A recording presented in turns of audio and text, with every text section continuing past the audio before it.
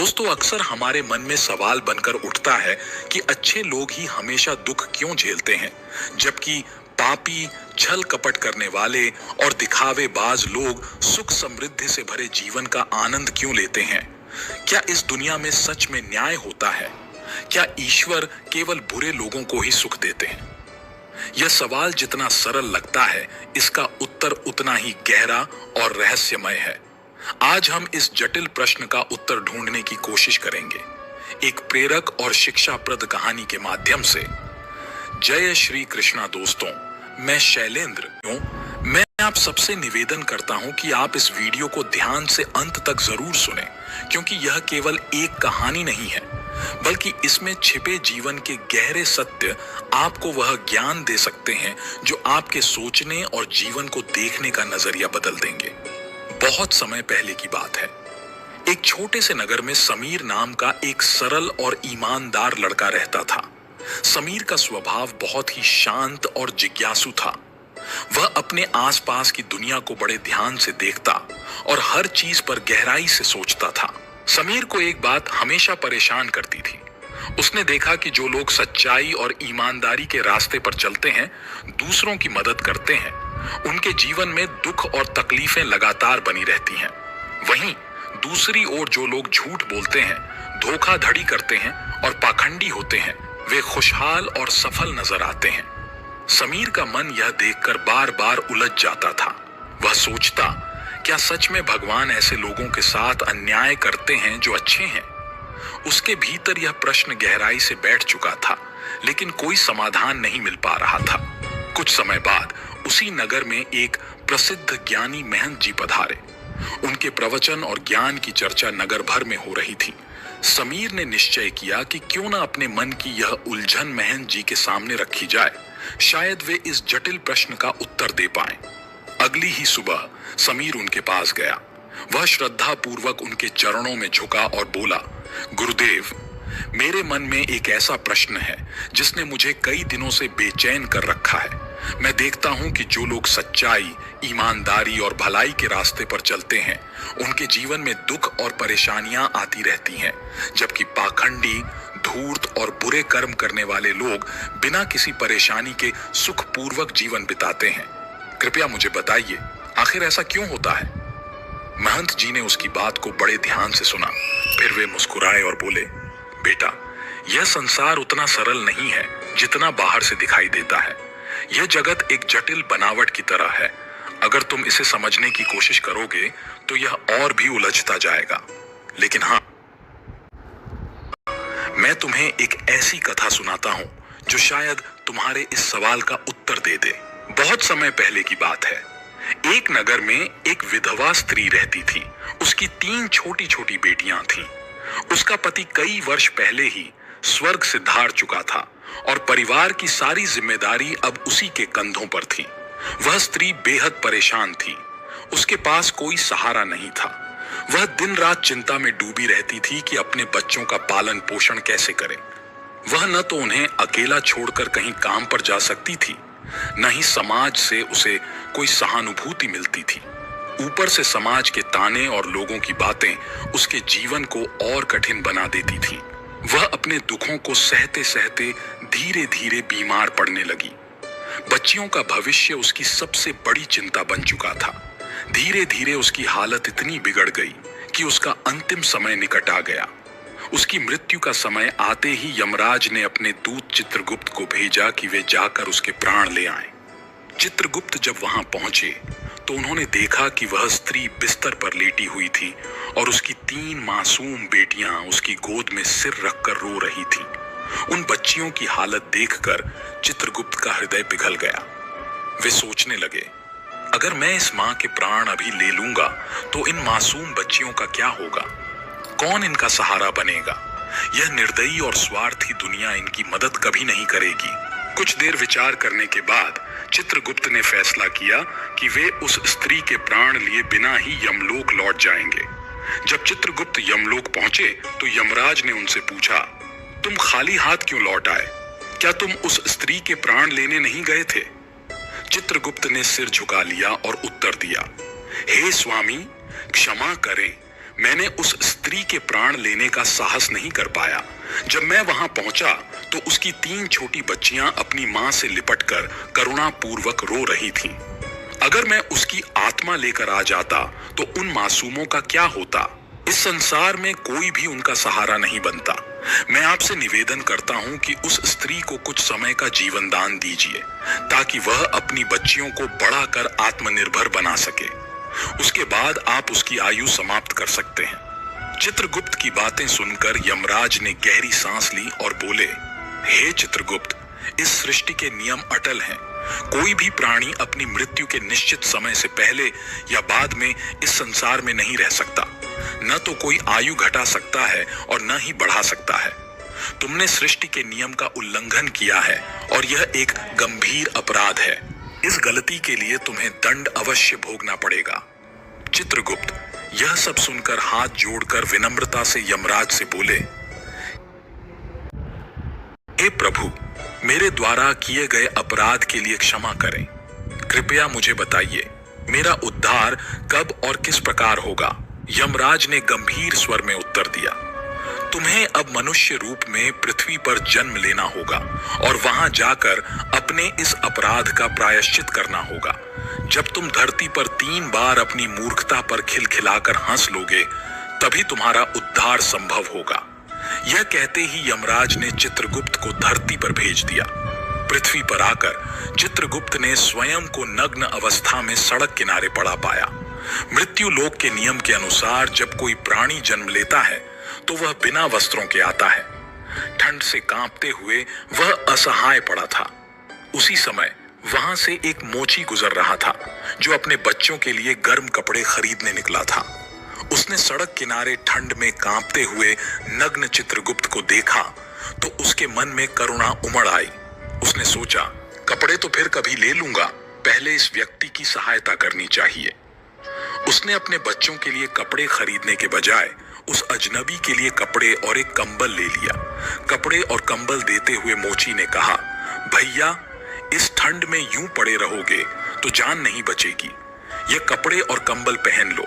चित्रगुप्त ने उसके प्रति आभार व्यक्त करते हुए कहा, भैया, आपने मुंह पर बड़ा उपकार किया है, लेकिन न तो मेरा कोई परिवार है, न घर और न ही भोजन की कोई व्यवस्था। अब मैं कहां जाऊं? मोची ने सहजता से कहा, यदि ऐसा है तो मेरे साथ चलो, मैं तुम्हारे खाने पीने और काम की व्यवस्था कर दूंगा। मोची चित्रगुप्त को अपने घर ले गया, लेकिन जैसे ही घर पहुंचा उसकी पत्नी ने देखा कि वह बच्चों के लिए कपड़े लाने के बजाय किसी अजनबी को घर ले आया है। यह देखकर वह आग बबूला हो गई और गुस्से से चिल्लाने लगी, तुम बच्चों के लिए कपड़े लाने गए थे और एक अनजान आदमी को घर ले आए? क्या तुम्हें अपने परिवार की कोई चिंता है? हम पहले ही मुश्किल से गुजारा कर रहे हैं और अब तुम इस अजनबी का बोझ भी हमारे सिर पर डाल रहे हो। पत्नी का क्रोध देखकर घर का वातावरण तनावपूर्ण हो गया। मोची और उसकी पत्नी के बीच बहस शुरू हो गई। यह सब देखकर चित्रगुप्त अचानक जोर जोर से हंसने लगा। मोची ने चौंकते हुए पूछा, भैया, तुम हंस क्यों रहे हो? इसमें हंसने लायक क्या है? चित्रगुप्त ने मुस्कुराते हुए जवाब दिया, भैया, अभी समय नहीं आया है कि मैं अपनी हंसी का कारण बताऊं। उचित समय आने पर मैं तुम्हें सब कुछ बता दूंगा। इसके बाद चित्रगुप्त मोची के घर ही रहने लगा और उसके साथ जूते बनाने का काम सीखने लगा। थोड़े ही समय में वह बेहतरीन जूते बनाने लगा। उसके बनाए जूते इतने सुंदर और टिकाऊ थे कि जल्द ही पूरे राज्य में प्रसिद्ध हो गए। बड़े बड़े राजा और अमीर लोग भी उसके बनाए जूते खरीदने आने लगे। मोची का भाग्य चमक उठा और उसके घर में कभी धन की कमी नहीं रही। एक दिन राजा का एक सिपाही कीमती चमड़ा लेकर मोची के पास आया और बोला, सुनो मोची, हमारे महाराज चाहते हैं कि इसी चमड़े से उनके लिए विशेष जूते बनाए जाएं। यह चमड़ा अत्यंत कीमती है, ध्यान रहे इसमें कोई गलती ना हो। सैनिक के जाने के बाद मोची ने चित्रगुप्त से कहा, भैया, यह काम बहुत जिम्मेदारी का है। जरा भी चूक हुई तो हमारे लिए मुसीबत खड़ी हो जाएगी। इस चमड़े से केवल जूते ही बनाना। अगर गलती से भी चप्पल बना दी तो राजा हमें कठोर दंड देंगे। मोची की इतनी समझाइश के बावजूद चित्रगुप्त ने जानबूझकर उस चमड़े से चप्पल बना दी। जब मोची ने यह देखा तो उसका चेहरा पीला पड़ गया। घबराहट में उसने चित्रगुप्त से कहा, तूने क्या कर डाला? मैंने तुझसे बार बार कहा था कि जूते बनाने हैं, लेकिन तूने चप्पल बना दी। अब राजा हमें दंड देंगे और हमारा पूरा परिवार संकट में पड़ जाएगा। मोची का भय और क्रोध देखकर चित्रगुप्त फिर जोर जोर से हंसने लगा। मोची ने झल्लाते हुए कहा, अरे मूर्ख, सारा काम बिगाड़ दिया और अब हंस रहा है। चित्रगुप्त ने शांत स्वर में कहा, भैया चिंता मत करो, समय आने पर तुम्हें सब पता चल जाएगा। इसी बीच सैनिक फिर से आ गया और बोला, सुनो मोची, कल मैंने जो चमड़ा दिया था उससे जूते मत बनाना। हमारे महाराज का निधन हो गया है। हमारे राज्य की परंपरा है कि अंतिम संस्कार के समय दिवंगत व्यक्ति को चमड़े की चप्पल पहनाई जाती है, इसलिए उसी चमड़े से चप्पल ही बनाना। यह सुनकर मोची के चेहरे पर आश्चर्य और राहत का भाव आ गया। ऐसा लगा मानो उसके मृत शरीर में प्राण लौट आए हों। उसका डर काफूर हो गया। उसने हाथ जोड़कर चित्रगुप्त के चरण पकड़ लिए और माफी मांगते हुए बोला, भैया मैं तो तुम्हें कोस रहा था, लेकिन तुमने तो हमारी जान बचा ली। मुझे क्षमा कर दो। यह देखकर चित्रगुप्त फिर जोर से हंसने लगा। मोची ने फिर पूछा, भैया अब तो बता ही दो, आखिर तुम क्यों हंस रहे हो? चित्रगुप्त ने मुस्कुराते हुए उत्तर दिया, भैया जब सही समय आएगा तब मैं तुम्हें अपनी हंसी का रहस्य अवश्य बता दूंगा। अगले दिन मोची की दुकान पर 3 लड़कियां एक बुढ़िया के साथ आईं। वे तीनों अपनी शादी के लिए जूते का नाप देने आई थीं। चित्रगुप्त ने लड़कियों को देखते ही पहचान लिया। उन्होंने मन ही मन सोचा, यह वही बालिकाएं हैं जिनकी मां के प्राण लेने से मैंने उस समय मना कर दिया था।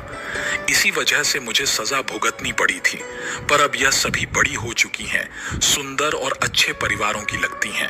तभी चित्रगुप्त ने उस बुढ़िया से पूछा, माताजी ये तीनों कन्याएं कौन हैं? बुढ़िया बोली, बेटा इनकी मां का देहांत इनकी छोटी उम्र में ही हो गया था। ये बिल्कुल बेसहारा थीं। तब मैंने इन्हें अपने पास रख लिया।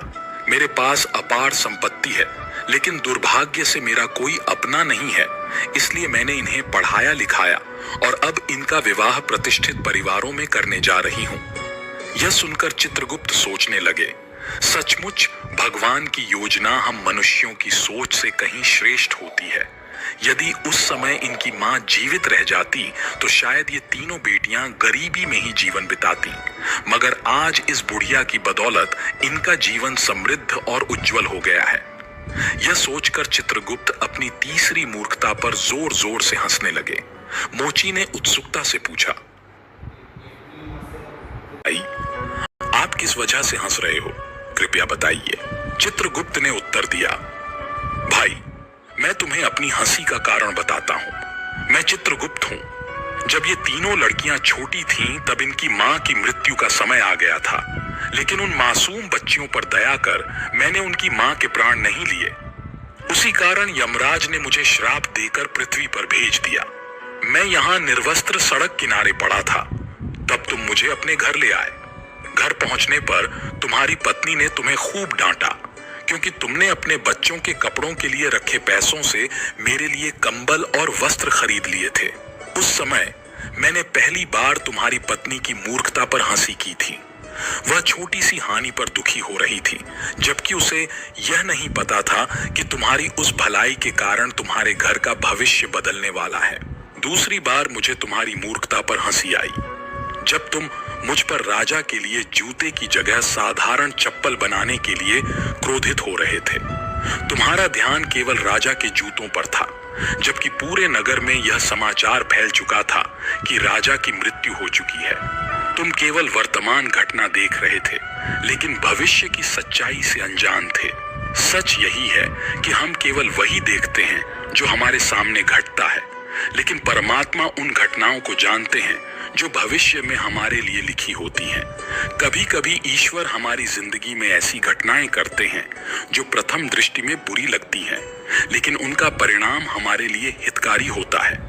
मनुष्य अक्सर तत्काल बुराई देखकर परमात्मा को दोष देता है, लेकिन हम उस भलाई को नहीं देख पाते जो समय के साथ हमारे जीवन में प्रकट होती है। कई बार हमारे साथ जो अच्छा लगता है उसका परिणाम भविष्य में बुरा भी हो सकता है। इसीलिए हर घटना में अच्छा और बुरा दोनों पहलू होते हैं।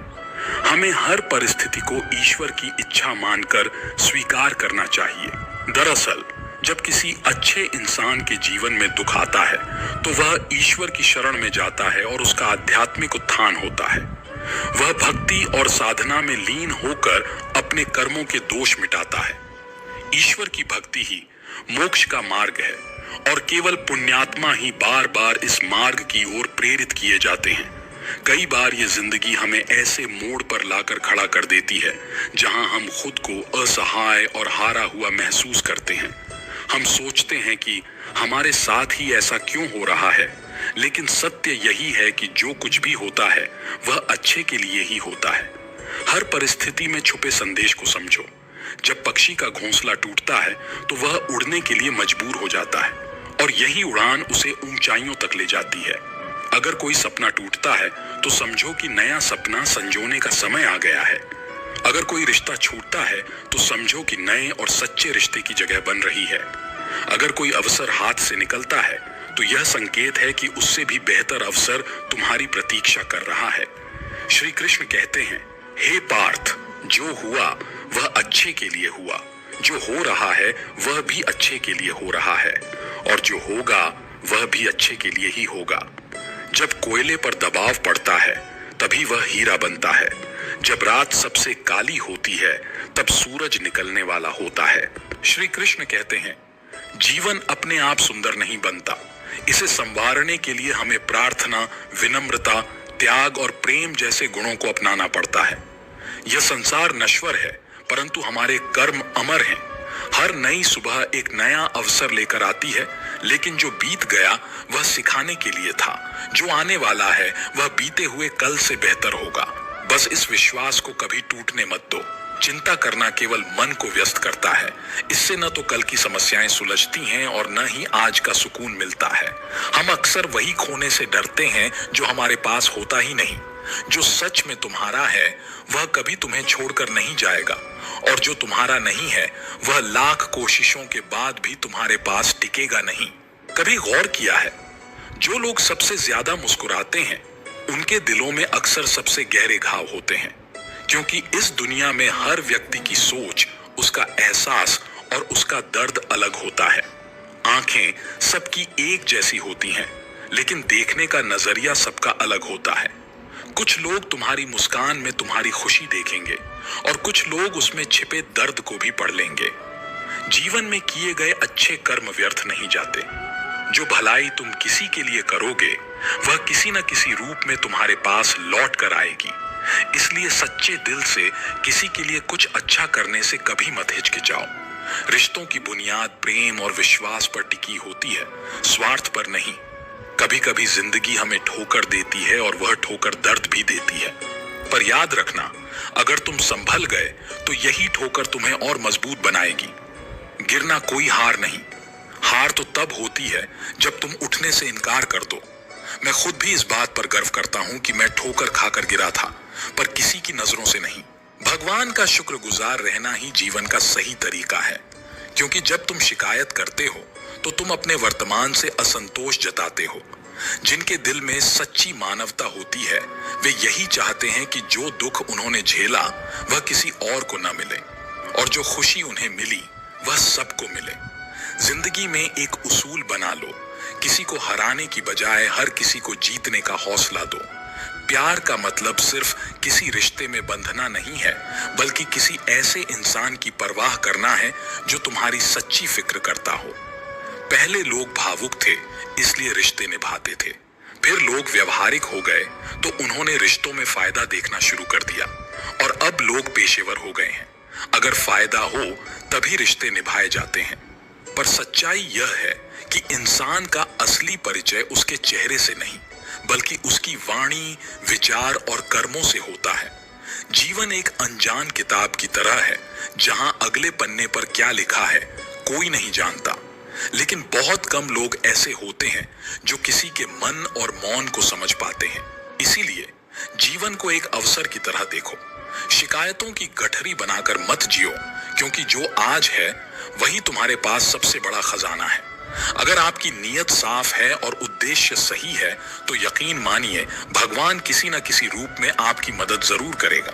जब ईश्वर कुछ वापस लेता है तो इसे सजा मत समझो, बल्कि यह मानो कि वह तुम्हारे हाथों को खाली कर रहा है ताकि कुछ और बेहतर उसमें आ सके। चाहे वह रिश्ते हों, रास्ते हों या अवसर जो जाता है वह जरूरी नहीं कि तुम्हारे लिए था, लेकिन जो आएगा वह निश्चित ही तुम्हारे लिए होगा। जिंदगी में ठोकर खाना जरूरी है, क्योंकि ठोकर ही यह एहसास कराती है कि कौन अपना है, कौन पराया, कौन साथ है और कौन सिर्फ समय काट रहा था। अक्सर लोग कहते हैं कि समय बदल जाता है, लेकिन सच तो यह है कि समय नहीं, लोग बदल जाते हैं। और जब तुम्हें यह समझ में आ जाता है तो तुम्हारी अपेक्षाएं भी बदल जाती हैं।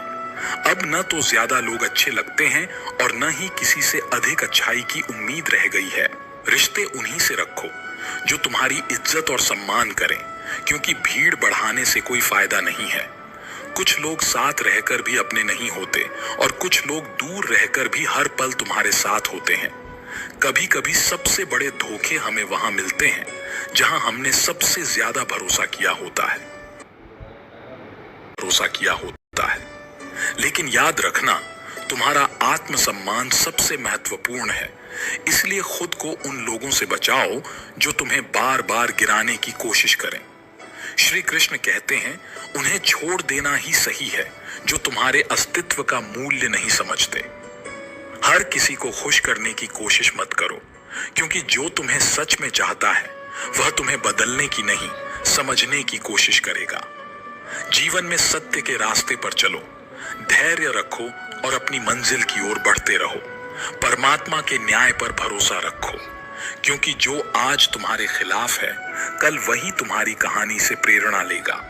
हर परिस्थिति में शांत मन से समाधान ढूंढने की कोशिश करो, क्योंकि जल्दबाजी में लिया गया निर्णय अक्सर पछतावे का कारण बनता है। जगत में प्रत्येक व्यक्ति किसी न किसी प्रकार की निर्बलता लेकर आता है।